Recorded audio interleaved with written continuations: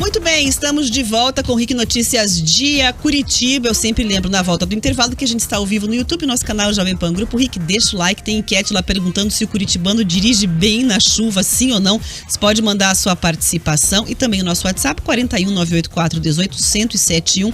A gente fala agora sobre o Renato Freitas, vereador de Curitiba do PT.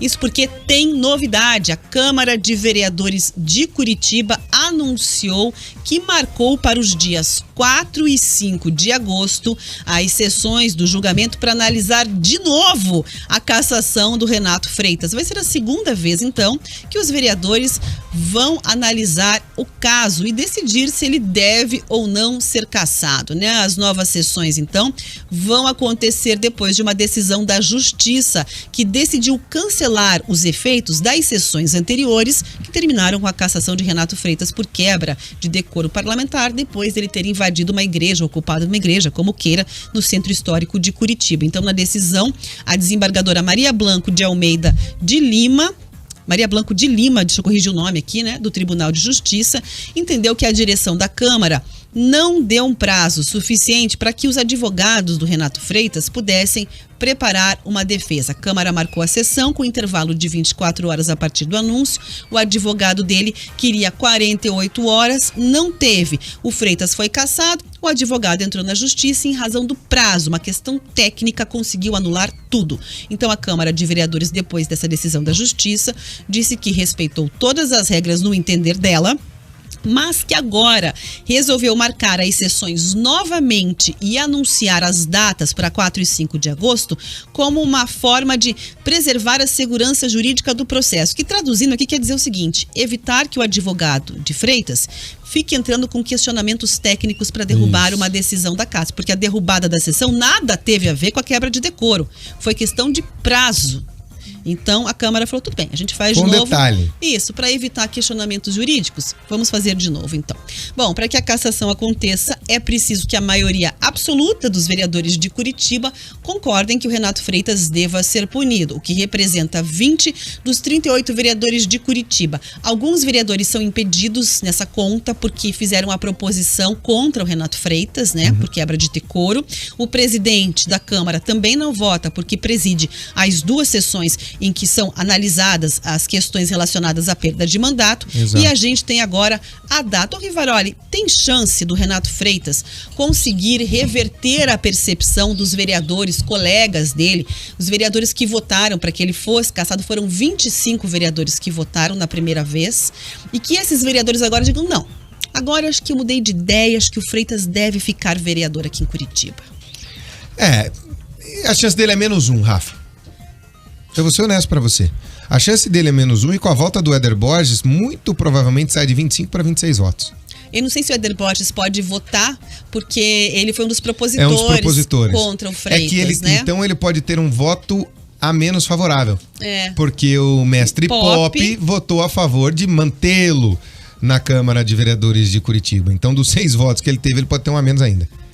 Então podemos manter os 25. O Éder Borges é um dos propositores, exatamente. Ele é um dos propositores da ideia e tal. Então, se não me falha a memória, são 4 vereadores no total que não podem votar. O Pierre, o Éder Borges, acho que tem mais 2. Tem mais também. Tem o que foi o relator do caso, que também era propositor. O Sidney Tualdo e mais um. E o presidente. Isso, exatamente. São esses 4, se não me falha a memória. Enfim, são coisas técnicas que não vão alterar em nada. A ordem dos fatores não altera o produto aqui no final. Então, bem matemático. Não tem chance nenhuma. O que a gente vai assistir 4 e 5 de agosto, conta para os nossos ouvintes. É uma repetição da outra. Vai ser cassado. Vai. Agora, o que a Câmara não foi prudente da primeira vez está sendo da segunda. Por quê? Porque a defesa do Renato Freitas já tentou acabar com o processo de uma maneira geral por quebra de decoro. Deu com os burros na água. Sabe que não consegue mais.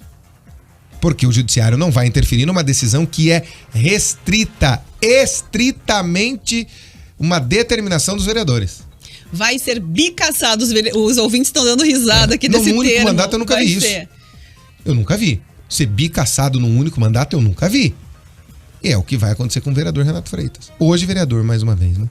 Hoje tá vereador. Até 4, 5 de agosto a gente acompanha o que vai acontecer. O advogado dele, pra gente trazer a informação completa pro ouvinte, vem trazendo um discurso no seguinte contexto, que na justiça já não tá claro que não consegue derrubar o entendimento de que houve quebra de decoro. Então, o que os vereadores compreenderam, esse argumento juridicamente ele não consegue mais derrubar. Tentou e a justiça disse que tem que se manter, ponto final. Então, o que ele vem dizendo? Que a Câmara de Vereadores é um reduto de tradicionais vereadores antigos, conservadores, brancos, curitibanos, bem-sucedidos, né, e tal, e que existe uma lógica sistemática de perseguição a minorias. Tanto que ele cita aqui, numa entrevista dada à Jovem Pan News, em outros casos de crimes mais graves, como rachadinha, assédio sexual, peculato, entre outros crimes, a Câmara de Vereadores, no máximo, deu, em outras legislaturas, uma suspensão, ou um alerta, ou uma reprimenda pública. E aí, quando foi para a justiça, é que esses políticos acusados desses crimes todos tiveram, de fato, a sua pena estabelecida. A gente teve um caso de rachadinha com uma vereadora que foi condenada 40 anos. A mais de 40 anos de prisão. Teve gente que achou até a pena exagerada para rachadinha, né? E é mesmo. Vale a questão de homicídio, você começa a pensar em pena e a força da caneta ali, o peso da caneta, tem gente dizendo que pesou demais a mão.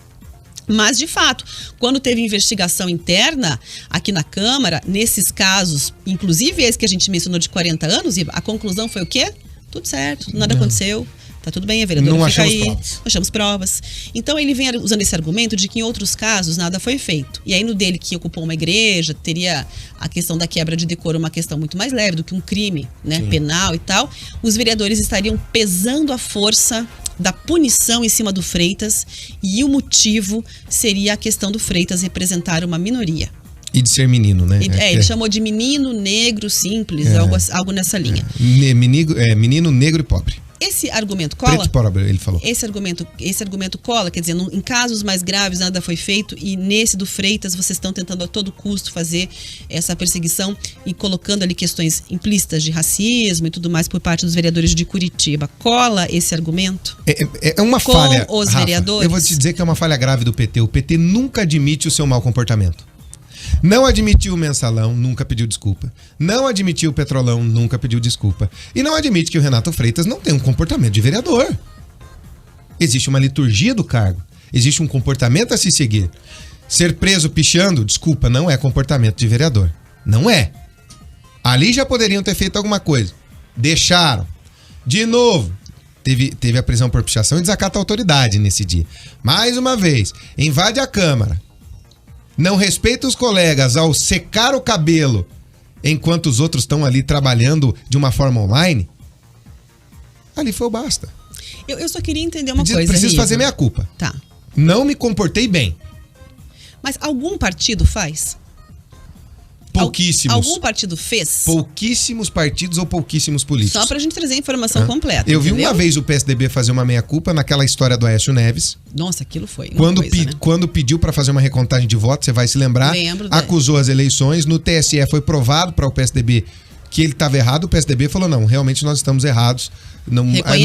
Reconheceu. Aquilo não tem que prosperar mesmo. Não foi nos foi mostrado que a apuração não era do jeito que pensávamos. Entendi. Foi a única, que eu confesso ter visto a única vez. Mas é possível fazer isso. Isso tem que ser feito. A gente tem que começar a pensar o seguinte: o mínimo que se espera é que nem a gente fala pra criança. Ó, fez caca, vai lá e pede desculpa. E não repita o erro. Mas os políticos brasileiros não têm essa hombridade. Não tem essa elevação. Não tem esse desprendimento do próprio ego pra fazer isso. Não fazem.